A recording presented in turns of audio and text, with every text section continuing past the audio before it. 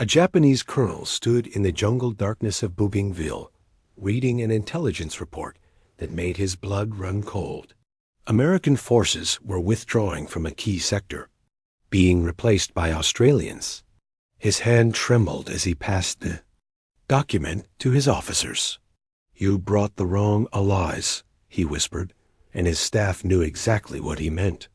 The Americans fought with overwhelming firepower and predictable tactics. The Australians fought like demons possessed. You think you know how the Pacific War was won? You're wrong. This isn't about island hopping or atomic bombs. This is about what happened when battle-weary Japanese veterans, who had learned to survive American assaults, suddenly faced an enemy that hunted them like animals in terrain they thought they controlled. What made Japanese commanders order immediate retreat from positions they had held for months? Why did entire units refuse to patrol sectors newly assigned to Australian forces? And how did a single Australian brigade accomplish in 6 weeks what 3 American divisions couldn't achieve in 6 months? Stay until the end, because this forgotten chapter reveals a truth about warfare that challenges everything we believe. About firepower, technology, and the nature of victory itself. The date was October 23, 1944. The place was Bougainville Island, a jungle-covered volcanic nightmare in the Solomon Islands, where the humidity never dropped below 90% and the rain fell in sheets that turned the ground into sucking mud within minutes.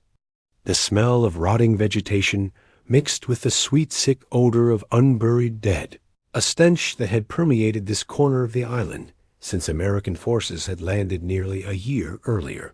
Sergeant Akira Tanaka of the Japanese 6th Division sat in a dugout that had been his home for 8 months, cleaning his rifle with movements that had become ritual. He was 26 years old and looked 50. The Americans had been trying to push the Japanese off Bougainville since November 1943, and while they had secured a perimeter and built airfields, they had failed to dislodge the Japanese forces inland.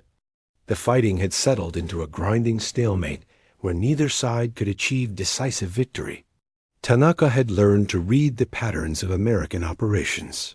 He knew when artillery would fall, knew the routes their patrols would take, knew that they moved with the caution of men who valued their own lives above mission accomplishment. This made them predictable. This made them survivable. That was about to change in ways that would haunt him for the rest of his life. The strategic situation on Bougainville in late 1944 was a microcosm of the larger Pacific War's contradictions.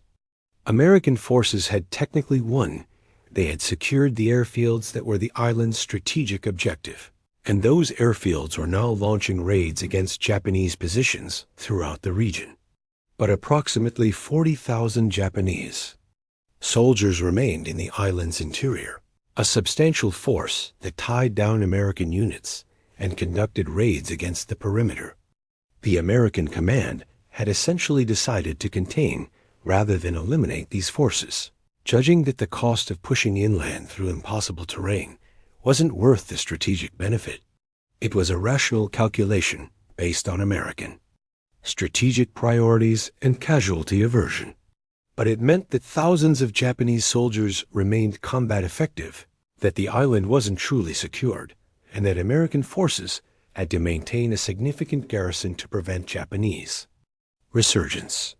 When the Australian 3rd Division was assigned to take over operations on Bougainville in October 1944, American commanders briefed them on the tactical situation with a mixture of relief and warning.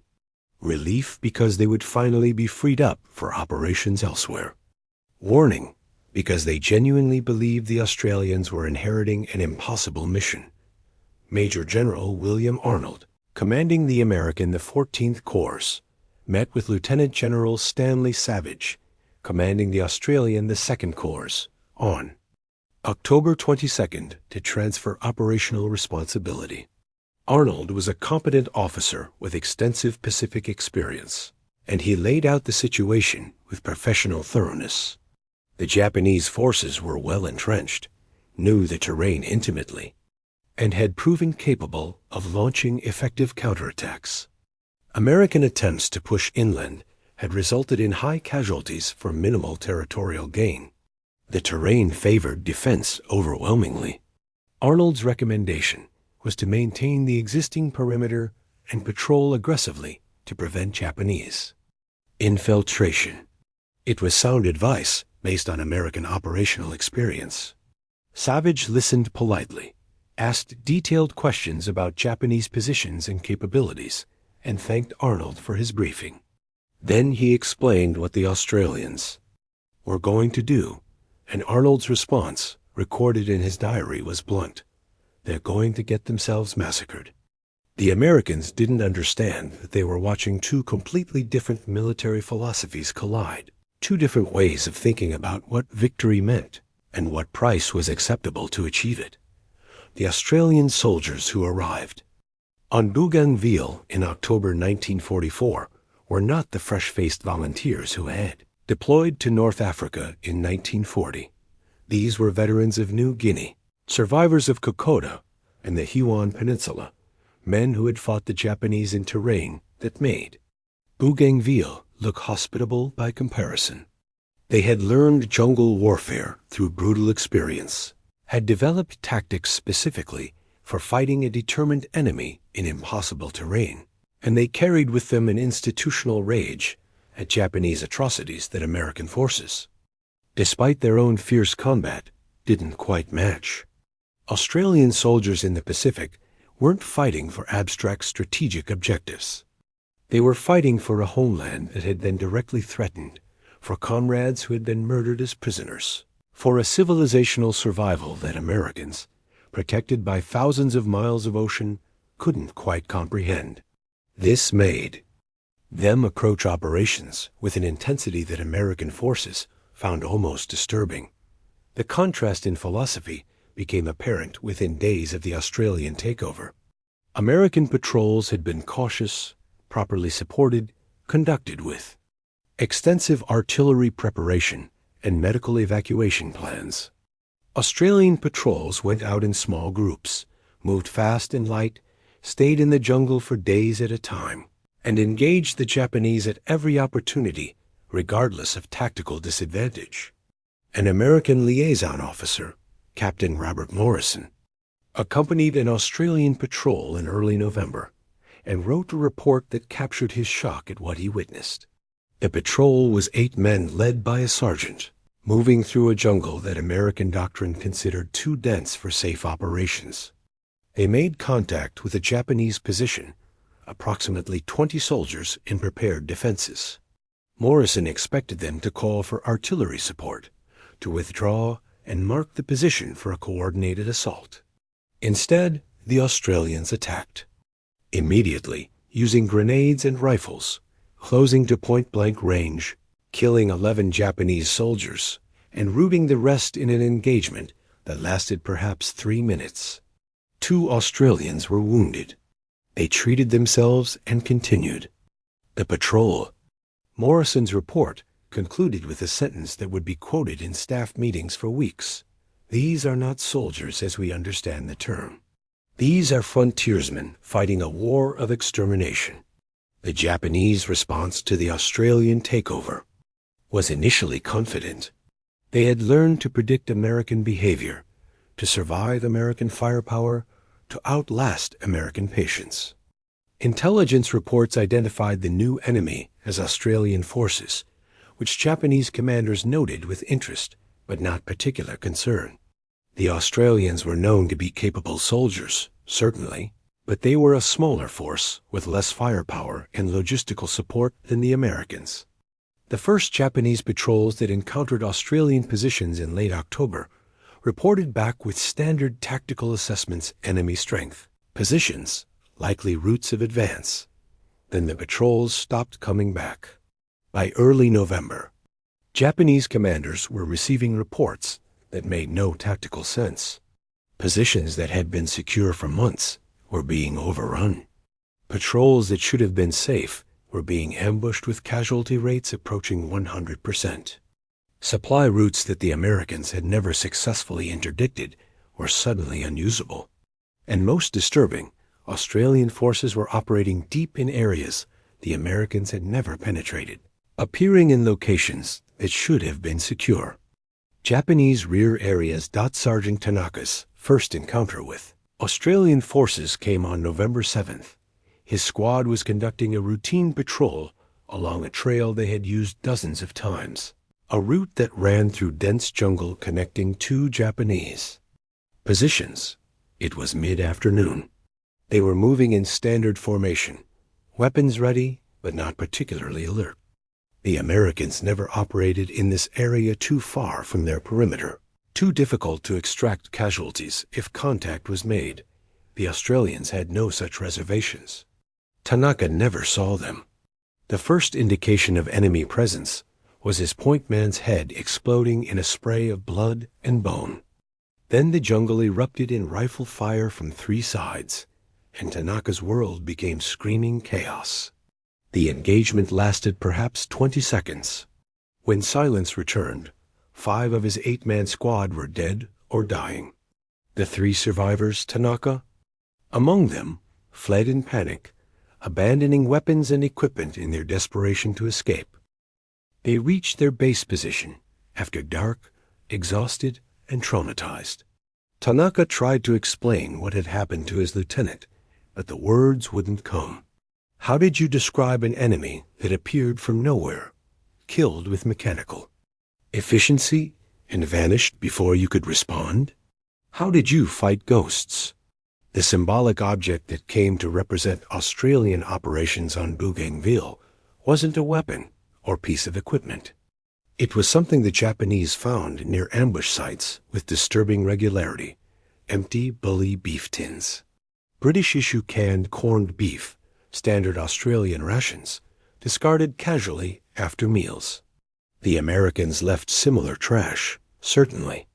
But there was something different about how the Australians discarded these tins. They left them in places that should have been secure Japanese territory, far from Australian lines, in locations the Japanese thought were safe. It was psychological warfare, deliberate or not. Each empty tin was a message. We were here, we ate our meal in comfort, and you never knew we were present until we decided to kill you. Japanese soldiers began finding these tins and experiencing visceral fear. If the Australians could penetrate deep enough to eat lunch in areas supposedly controlled by Japanese forces, nowhere was safe. The bully beef tin became a symbol of Australian omnipresence, of their ability to own the jungle, in ways the Americans never had. The tactical differences between American and Australian operations went far beyond aggression levels. The Americans approached jungle warfare as a problem to be solved through firepower and systematic advance. Clear an area with artillery. Move forward with strong infantry formations supported by machine guns and mortar. Establish secure positions. Repeat. It was methodical, it minimized casualties, and it allowed for gradual territorial gain. The Australians approached jungle warfare as a hunting expedition. Small patrols would infiltrate deep into Japanese territory, locate enemy positions, and either ambush them or mark them for larger attacks. They didn't try to hold ground in the conventional sense. They moved constantly, appearing and disappearing, turning the jungle into a hunting preserve where the Japanese were prey. This approach required different skills, different training, and a different tolerance for risk. Australian soldiers had been selected and trained for exactly this type of warfare. They could navigate by terrain features and dead reckoning. They could move silently through dense vegetation. They could survive on minimal rations for extended periods. Most importantly, they could read the jungle for signs of enemy presence with a skill that seemed almost supernatural to observers. The Australian offensive properly began on November 18th with an operation that American planners had considered and rejected as impossible. The objective was a Japanese supply base at Slaters Knoll, a ridgeline position approximately 8 kilometers inland from the Australian perimeter. American intelligence estimated the position was held by approximately 200 Japanese soldiers with prepared defenses, artillery support, and clear fields of fire. Every previous American attempt to approach the position had been detected and stopped with heavy casualties. The Australian plan was characteristically direct.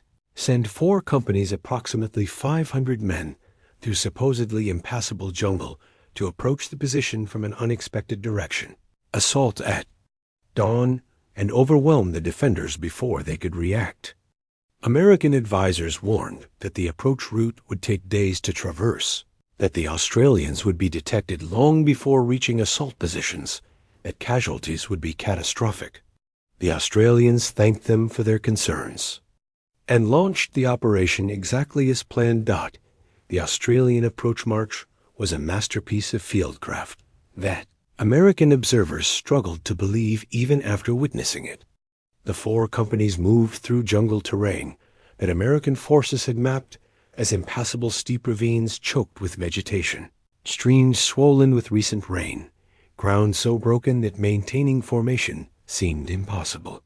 The Australians covered the 8 kilometers in 14 hours, moving at night, maintaining noise discipline that allowed them to pass within a few hundred meters of Japanese positions without being detected.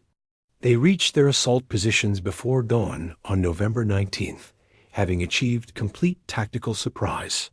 At 0530 hours, as the first light filtered through the jungle canopy, they attacked.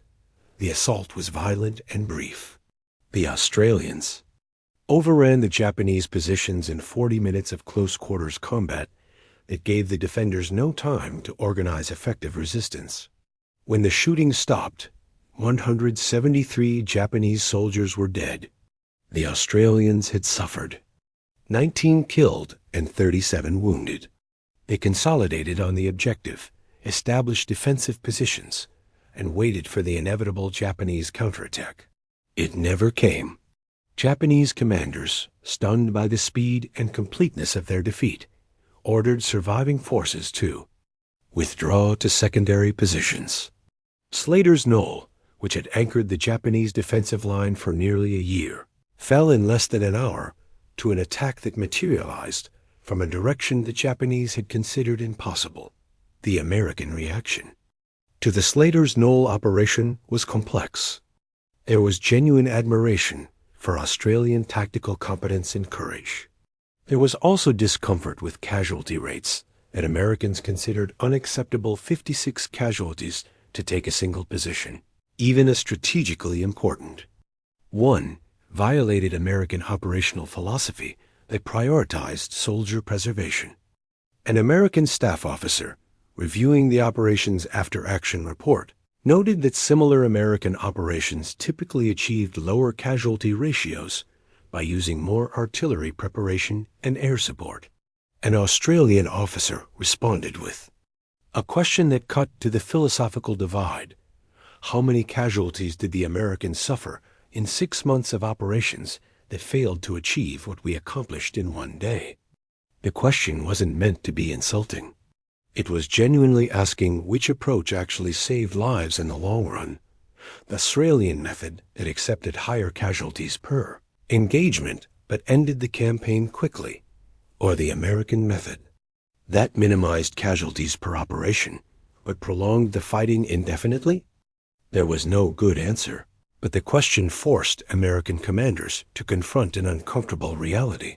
Their casualty-averse approach on Bougainville had resulted in a long, grinding campaign that had ultimately cost more lives than a shorter, more aggressive offensive might have. The Japanese psychological response to Australian operations was rapid and comprehensive. Within 3 weeks of the Australian takeover, Japanese commanders were issuing orders that reflected fundamental changes in their tactical assessment.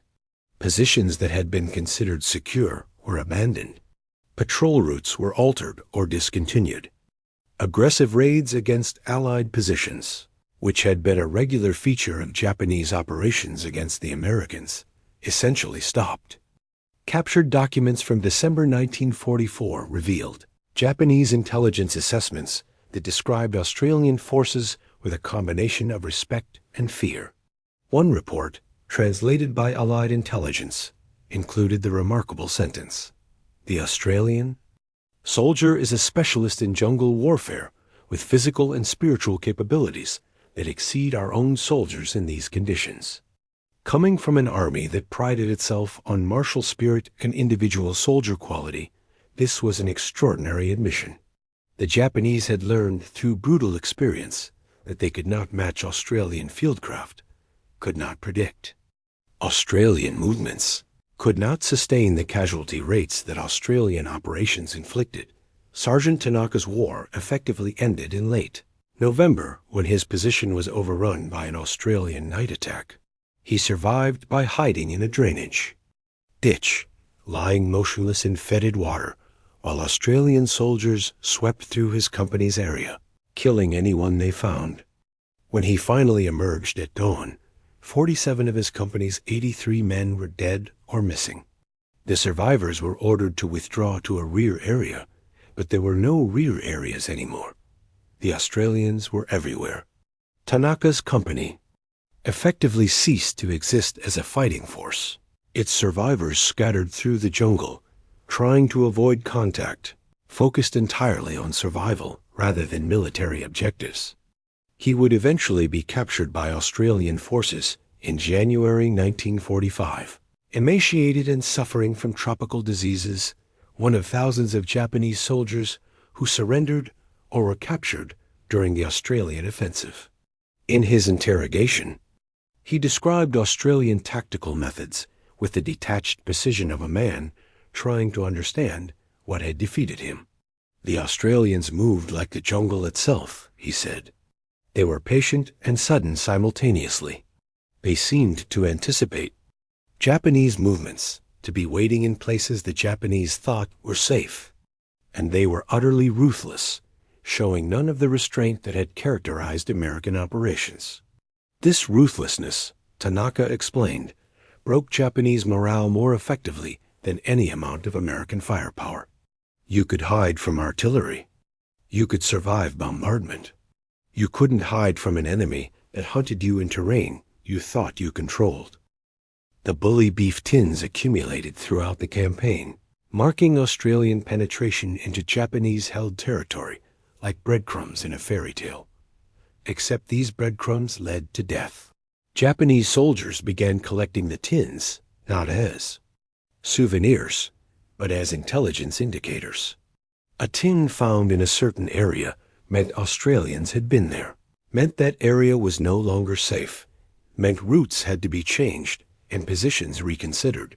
The tins became talismans of bad luck, physical evidence of an enemy that could appear anywhere and strike without warning. Some Japanese units began their own psychological warfare, leaving messages near Australian positions warning them about the futility of their offensive, about the strength of Japanese defenses. The Australians responded by leaving more bully beef tins, sometimes arranged in patterns that spelled out crude messages.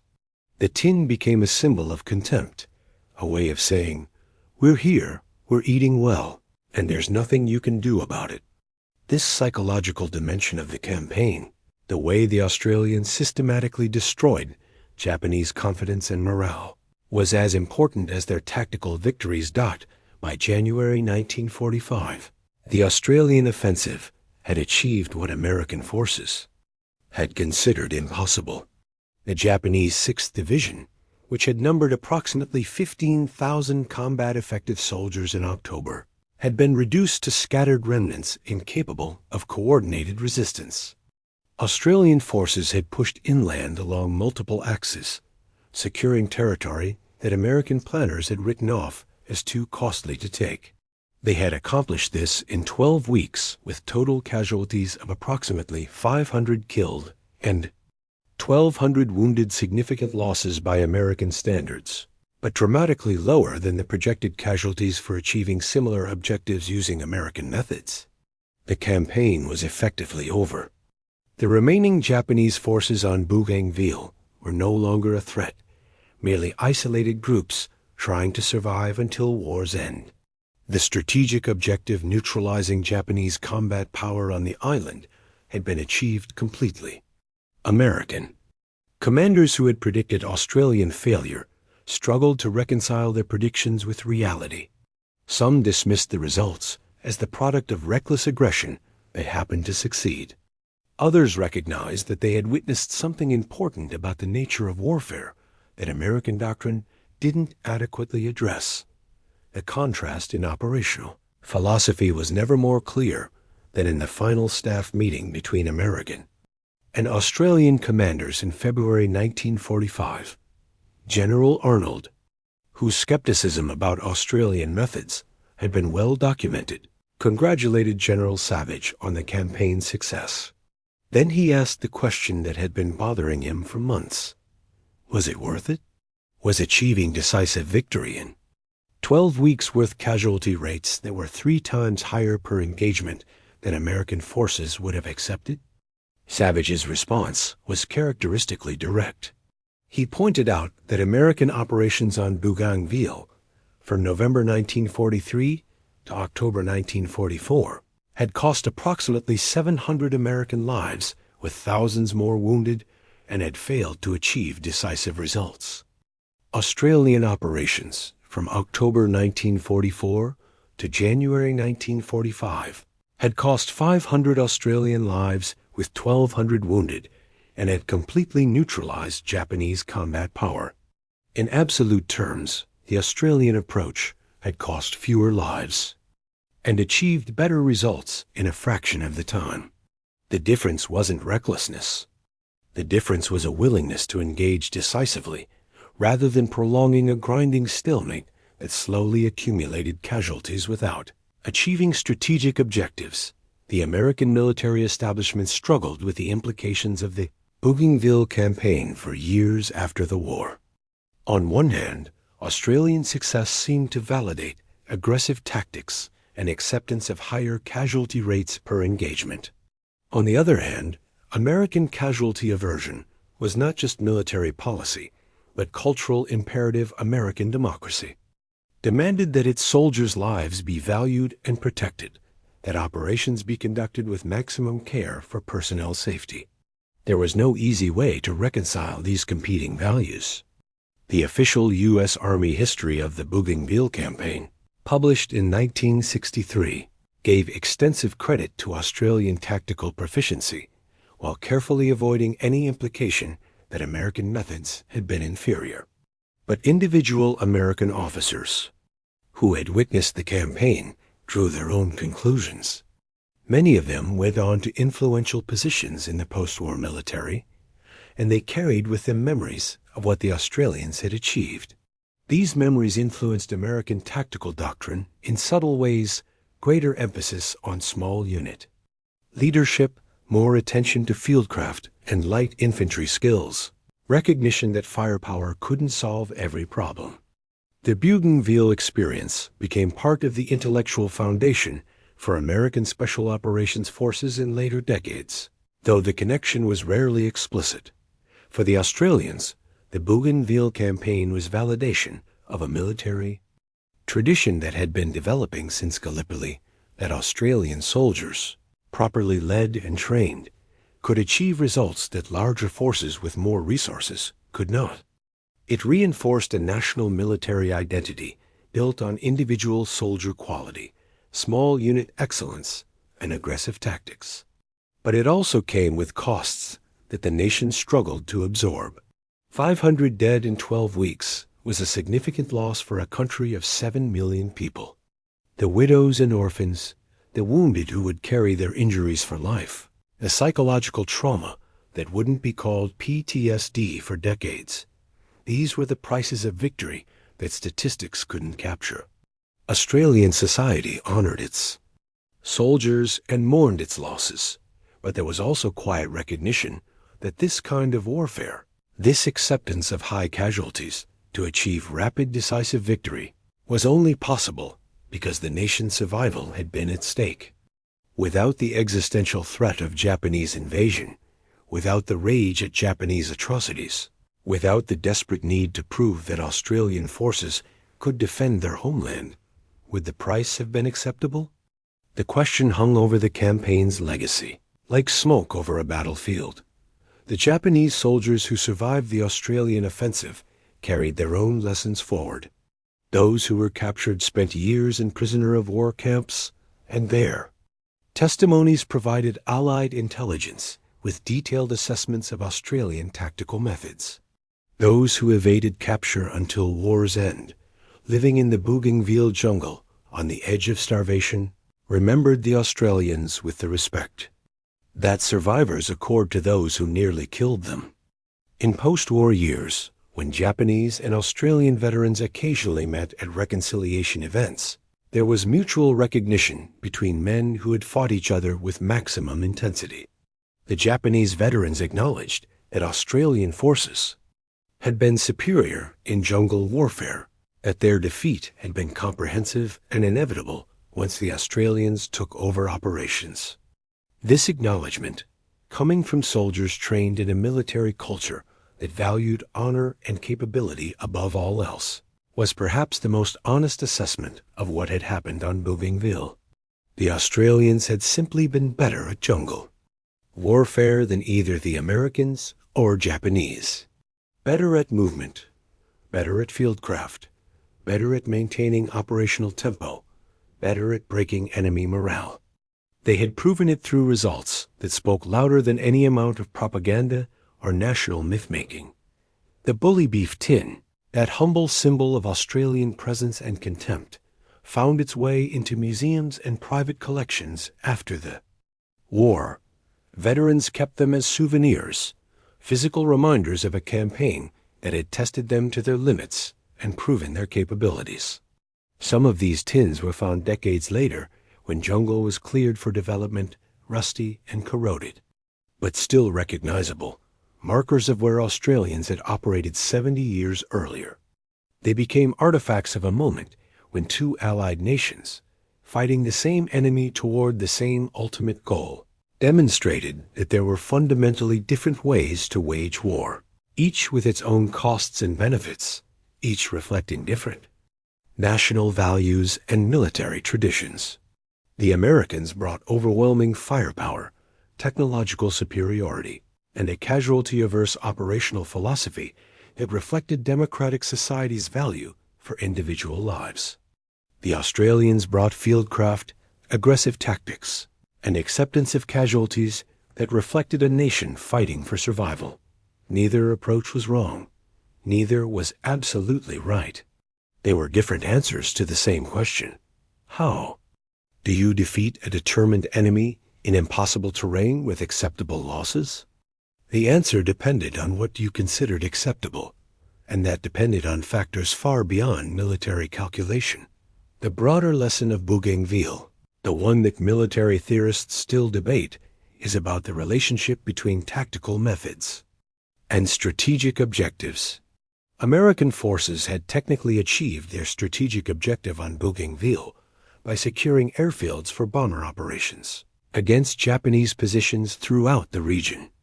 By that measure, the campaign was successful, and the cost of pushing inland to eliminate remaining Japanese forces wasn't justified. But this left 40,000 Japanese soldiers in the field, tied down American units that were needed elsewhere, and created an ongoing security problem. The Australian approach aggressive offensive operations to completely neutralize enemy combat power solved this problem decisively, but at the cost of higher casualties per engagement. Was it better to accept a partial solution with minimal casualties or to pursue complete victory at higher cost? The answer wasn't obvious, and it depended on factors beyond the immediate tactical situation: strategic priorities, replacement capabilities, national will, political considerations.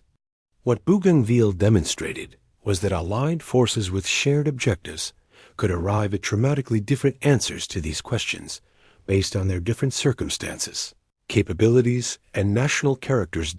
In the decades after World War II, as military historians analyzed the Pacific War, the Bougainville campaign occupied a peculiar position. It was too successful to ignore, but too uncomfortable to examine closely. Australian tactical methods had achieved results that contradicted American military doctrine, and explaining this contradiction required acknowledging that American approaches weren't always optimal.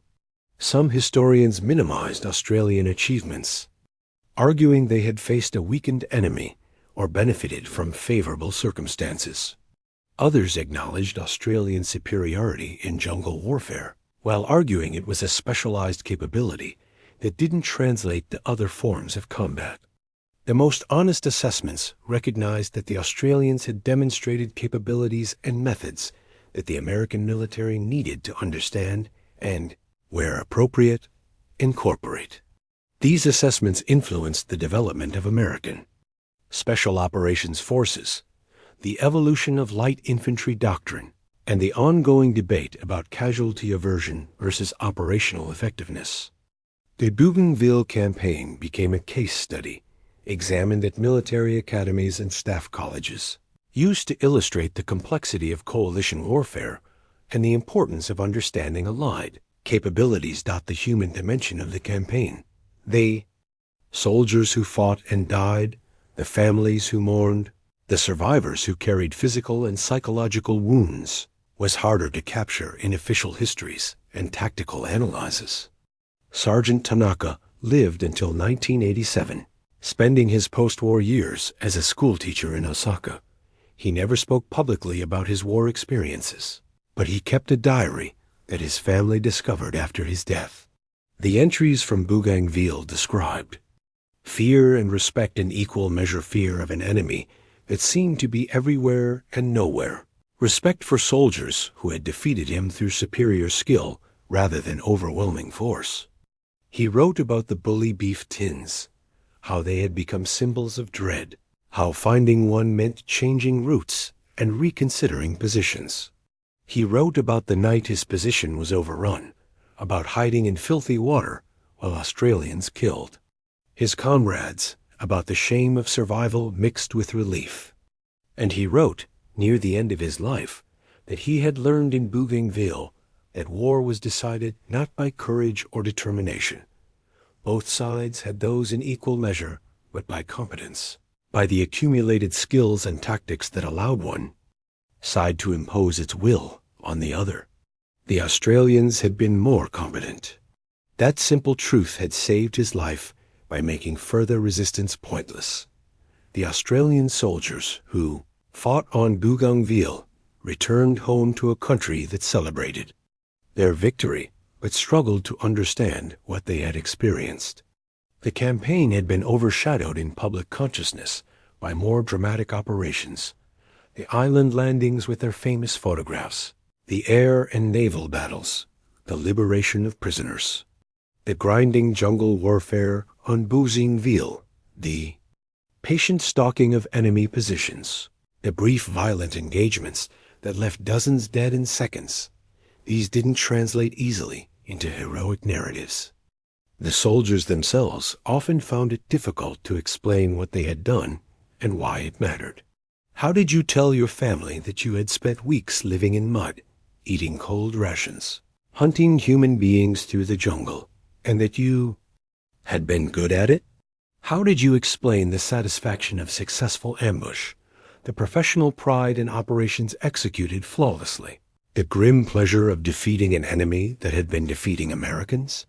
These were not stories that fit comfortable narratives about the nobility of war or the necessity of sacrifice. These were stories about professional competence in killing, and they made civilians uncomfortable in ways that more conventional war stories did not. Yet the campaign's legacy endured in Australian military culture as proof that Australian soldiers, properly employed, could achieve results that larger forces could not. It reinforced a tradition of excellence in difficult warfare, of succeeding where others failed, of proving through action rather than boasting that Australian forces were among the best in the world. This tradition influenced Australian military operations in every subsequent conflict: Korea, Vietnam, Iraq, Afghanistan. Australian forces maintained their emphasis on small unit excellence, on field craft and marksmanship, on aggressive tactics and acceptance of risk. They maintained their identity as soldiers who could operate independently in difficult terrain, who could be trusted to accomplish missions without constant supervision, who combined professionalism with a rough egalitarianism that made them effective while remaining distinctly Australian.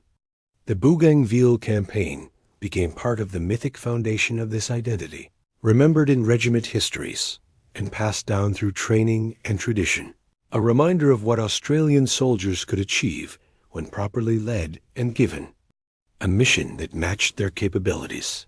The final irony of the Bougainville campaign was that both the American and Australian approaches were, in their own contexts, correct. American casualty aversion and firepower-intensive tactics made sense for a nation fighting a global war across multiple theaters, needing to preserve manpower and maintain political support for extended operations.